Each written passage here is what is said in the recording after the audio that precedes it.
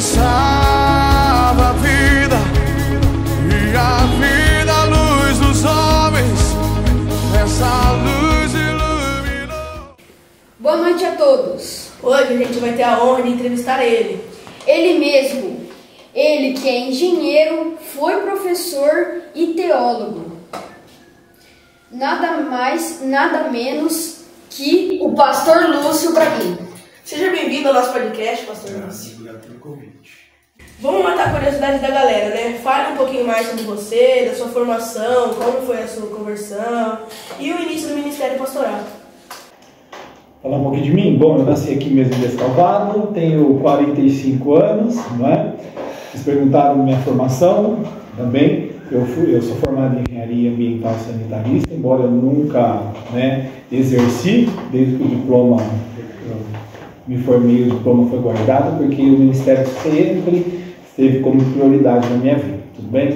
Fui professor durante 13 anos no CDS, que dei aula para crianças de pré-1 até o 9º ano. Dei aula de informática, robótica e sustentabilidade. Foram anos muito maravilhosos na minha vida, né? Mas especificamente agora, o que é mais assim, que é de hoje mesmo, é a teologia mesmo. Ser pastor aqui da Igreja Batista vai fazer 13 anos. Tá. Vamos para a próxima pergunta. Quais são as maiores alegrias que o Senhor experimentou no pastoreio? Eu acredito que as maiores alegrias do pastoreio estão sempre relacionadas assim, a quando você vê Deus agindo na vida das pessoas mesmo. Quando você vê alguém, por exemplo, que às vezes chega na igreja com a vida, passou muitas situações ruins, onde o Senhor alcança essas vidas e elas vêm para o Senhor Jesus, o Senhor começa uma grande obra na vida delas, o poder do Espírito Santo, eles vão aprendendo a palavra, a gente vai vendo o Espírito de Deus agir na vida dessas pessoas. Então você vai vendo a história delas mudando, né? Uma realidade de destruição, uma realidade que era de pecado, distante do Senhor, e Deus começa a escrever uma nova história. Eu acho que isso é o que mais alegra o nosso coração, com certeza, é ver isso, ver as pessoas reconhecendo Jesus e tendo as suas vidas transformadas por Ele. Então tá bom. E qual foi o maior desafio que você enfrentou durante seu ministério e como você superou esse desafio? Os maiores desafios, eu acredito que está mais relacionado ao quando houve a mudança mesmo, porque eu comecei aqui na igreja como pastor auxiliar, né? Primeiro eu fui ordenado para ser um pastor auxiliar, depois de pouco tempo o pastor Jesus foi embora e deixou a responsabilidade para cuidar da igreja, né? E aí dentro dessa responsabilidade é uma responsabilidade de mudança, é um tempo de mudança, porque o pastor Wilson, ele era de uma maneira, ele agia de uma forma, ele tinha temperamento diferente do meu, e também são gerações diferentes, né? E aí eu acredito que tem sempre um conflito de gerações, eu acredito que esse foi o maior desafio, porque sempre que há mudanças, gera desconforto. As mudanças geram sempre desconforto. Tudo que é novo, né, que sai da rotina, que sai daquilo que já está habitual, acaba sendo meio, às vezes, complicado. E isso, eu acredito que essa foi a maior dificuldade, né, porque, ao mesmo tempo que houve pessoas que aproximaram, que abriram o coração, entenderam que era um tempo de mudança, a gente sabe que também tem pessoas que não, e é normal, isso faz parte, isso em qualquer lugar é desse jeito, né? E claro que também enfrentar algumas situações que eu tive que enfrentar relacionadas a coisas que, por exemplo, quando a gente está começando, a gente não tem tanta experiência, tem coisas que experiência a gente vivenciou na jornada, mas tem coisas que não, tem coisas que vão surgir, principalmente que são novas, que eu nunca vivenciei. Até porque era assim, quando eu era auxiliar, as dificuldades maiores, os problemas, assim, vamos dizer assim, mais complexos, quem era responsável por eles era o pastor Wilson. Então havia certas coisas que ele que tratava, não era eu como auxiliar. Então a gente ficava com os casos mais tranquilos, né? Com as situações mais light do ministério. Agora, quando ele vai embora, né? O que acontece? Eu tenho que assumir justamente aí aquelas partes mais sérias, que às vezes são os problemas que mais graves que vão surgir também, que é um desafio muito, muito grande.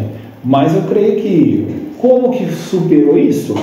Primeiro de tudo foi com Deus, buscando a Deus, meditando na sua palavra, buscando a ajuda do Espírito Santo de Deus, procurando pastores, pessoas que já tinham mais tempo de ministério do que eu, e essas pessoas também, que foram vários homens de Deus, graças a Deus, que me auxiliaram, que eu procurava com eles a resposta de como agir em determinadas circunstâncias. E é claro que foi desafiador, teve lágrimas, teve sofrimento, teve mal-estar físico, teve um monte de coisa, mas valeu a pena.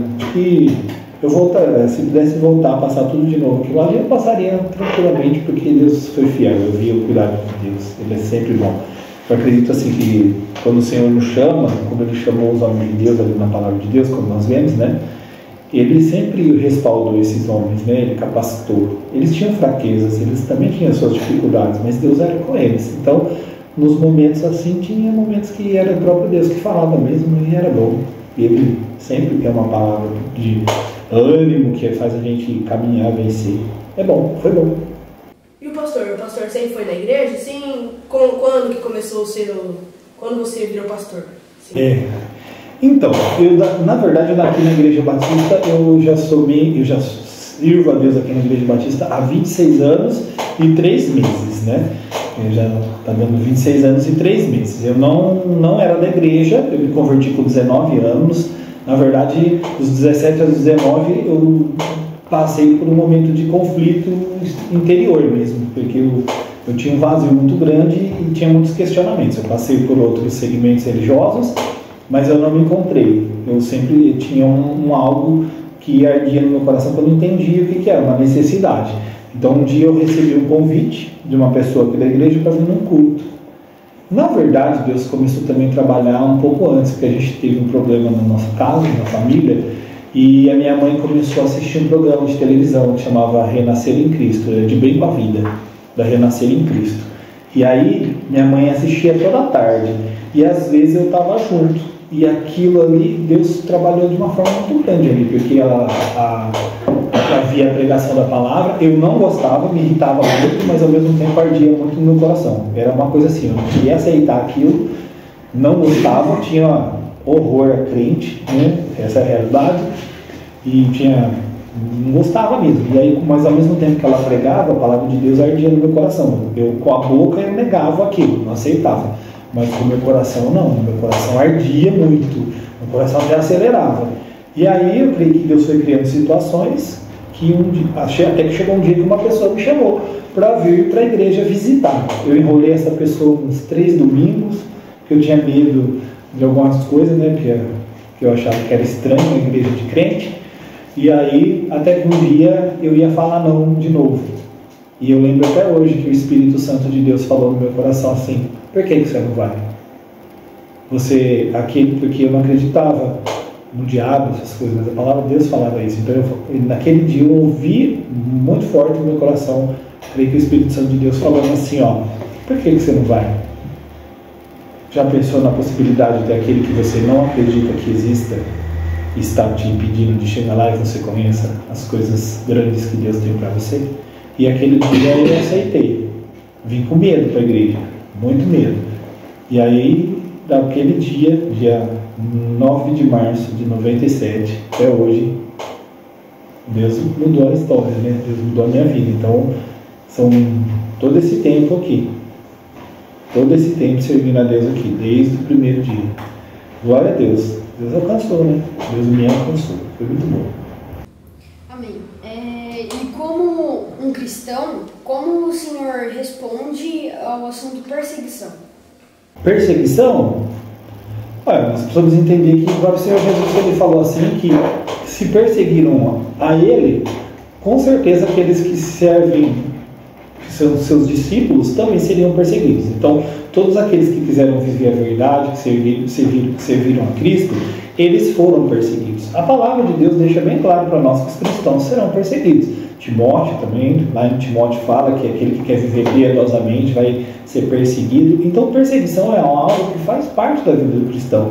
Então é uma coisa que a gente às vezes não tem nem o que reclamar. Se nós estamos sendo perseguidos por causa do nosso testemunho cristão, que a gente está vivendo conforme a Bíblia, segundo os princípios da palavra de Deus, faz parte, né? A gente tem que, então não vai sair brigando com os outros, faz parte, o cristão vai ser perseguido, e a gente tem que entender isso.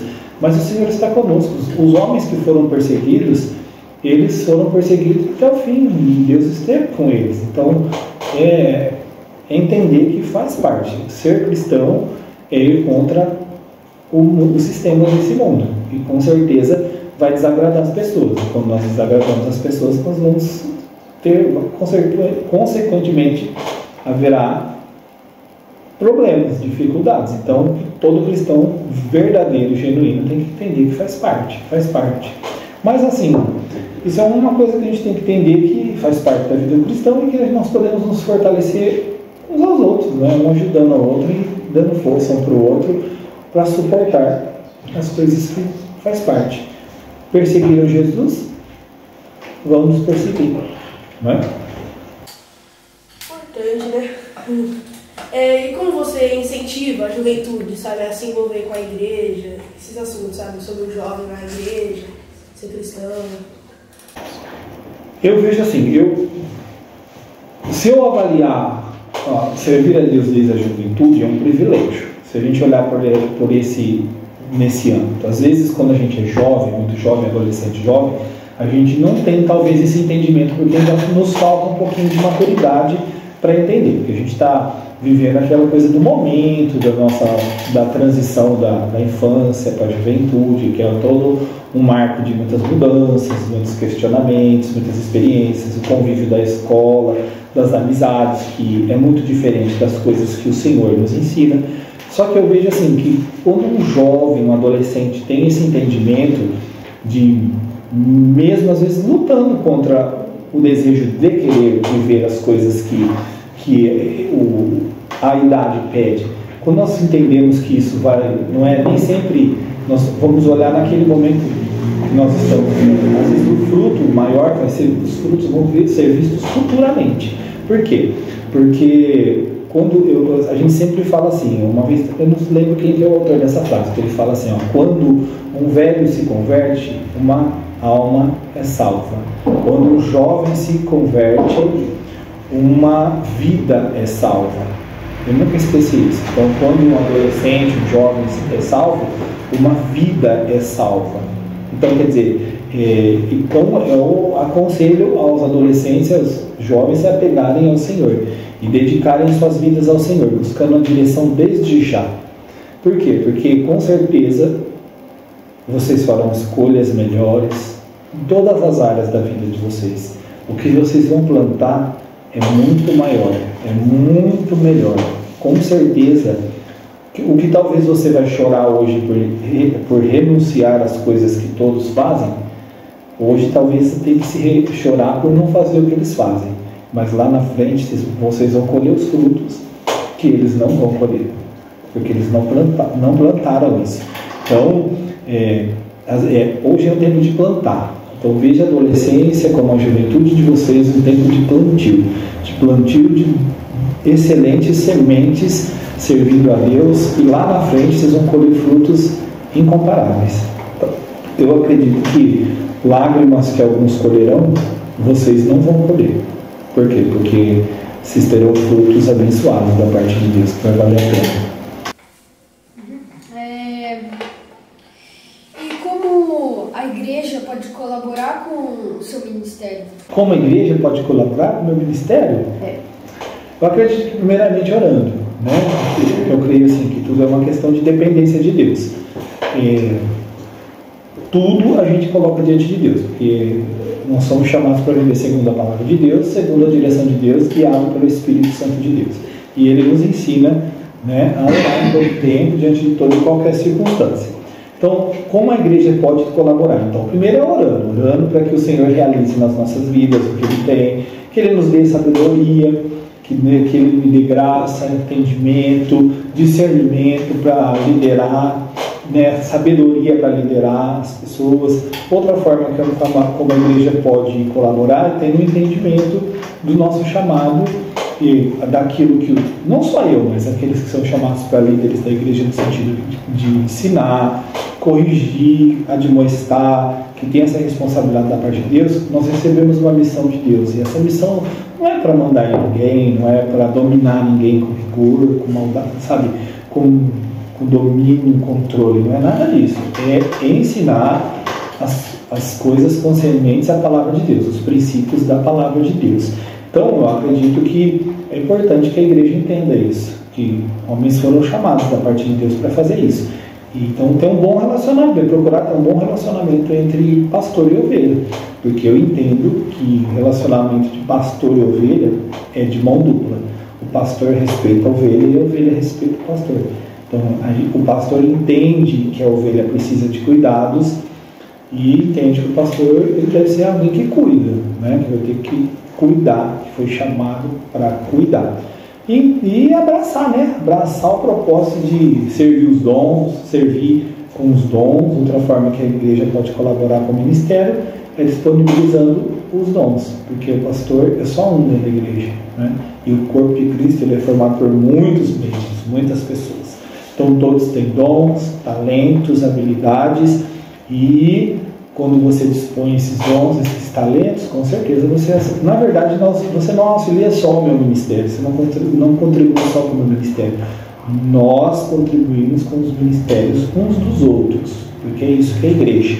Então, é importante que tenha esse entendimento, que ninguém é mais importante que ninguém, que todos nós somos importantes dentro do propósito de Deus, cada um aquilo que Deus chamou. Porque cada um tem uma função, cada um tem uma responsabilidade. Tem coisas que eu vou fazer que você não vai fazer. Tem coisas que você vai fazer que eu não vou fazer. Eu vou precisar de você. Eu vou aprender com você. Eu vou ser abençoado pela sua vida. Eu tenho entendimento da palavra, e entender a palavra de Deus, né? Se entender a palavra de Deus, com certeza, deixar o Espírito conduzir dentro do contexto da palavra de Deus, com certeza vai colaborar muito. Para entender o chamado da parte de Deus, o querer de Deus para nossas vidas. Um assunto cristão, né? Um assunto bem importante, né? Bem legal. Aí eu queria que você completasse a frase, né? Com Cristo eu... Bom, creio que essa frase ela vai virar meio clichê, né? Mas com Cristo eu sou mais que vencedor. Principalmente com Cristo nós somos mais do que vencedores, principalmente sobre o pecado, sobre a carne, sobre os desejos da carne, sobre, né, aquilo que é o pecado mesmo. Porque nós só podemos vencer tudo isso e viver uma vida no Espírito através da obra de Cristo, do Senhor mesmo. É só com Ele, por meio dele. Um homem natural, sem o Espírito de Deus, ele sempre será escravo do pecado. Agora, um homem, uma mulher cheia do Espírito Santo, que creu em Cristo, que crê na obra de Cristo, que vive a obra de Cristo, aquilo que Cristo conquistou, ele vence. Né? Porque o domínio próprio, o fruto do Espírito, ser cheio do Espírito, vai nos permitir vencer tudo isso. E para a gente finalizar o nosso podcast, né? O senhor pode deixar uma mensagem a todos que estão assistindo? Uma mensagem? Mensagem. Uma mensagem para finalizar. Oi? São tantas coisas, né, que eu vou falar, mensagens interessantes. Mensagem sempre vai ser abra o seu coração para as coisas do Senhor. Deixa Deus ser Deus na sua vida. Não importa o que você esteja passando hoje, ou se você um dia já esteve servindo a Deus, se decepcionou às vezes com a igreja, com as lideranças da igreja, deixou os caminhos do Senhor, olhe para Jesus. Jesus é perfeito, a igreja é imperfeita. E se você está hoje servindo ao Senhor e está na igreja, nunca deixe de olhar para o Senhor. Olhe para Ele. Ele é perfeito, Ele é bom. Mas a igreja é imperfeita, ela está num processo de transformação. E quando nós entendemos isso, com certeza nós vamos desfrutar de grandes coisas. Porque às vezes nós deixamos de servir a Deus por conta das pessoas, de homens, de situações que não deveria nos separar dele. Olhe para Ele, confia nele, sobretudo busque ao Senhor de todo o coração. E mesmo diante das lutas, das dificuldades que a gente passa, que a gente enfrenta, às vezes as pessoas nos abandonam, elas nos deixam, mas Deus sempre está presente. Porque em qualquer lugar onde a gente estiver, Ele sempre estará. Às vezes a gente pode estar sozinho no nosso quarto lá, que nós não estamos sozinhos. Ele está conosco, nós podemos falar com Ele e com certeza Ele vai falar conosco. Ele deve ser o tudo na nossa vida, porque um dia aquilo tudo vai passar e nós ficaremos com Ele. No final vai ficar só Ele, no sentido de Ele está presente agora e até o final Ele vai estar presente, e na eternidade vai ser Ele também. Só isso. O nosso Johncast, né, vai acabando por aqui. Queremos agradecer a você, pastor, pela sua presença. E a você que está assistindo aí. Obrigado pelo carinho aí. Deus abençoe. O som da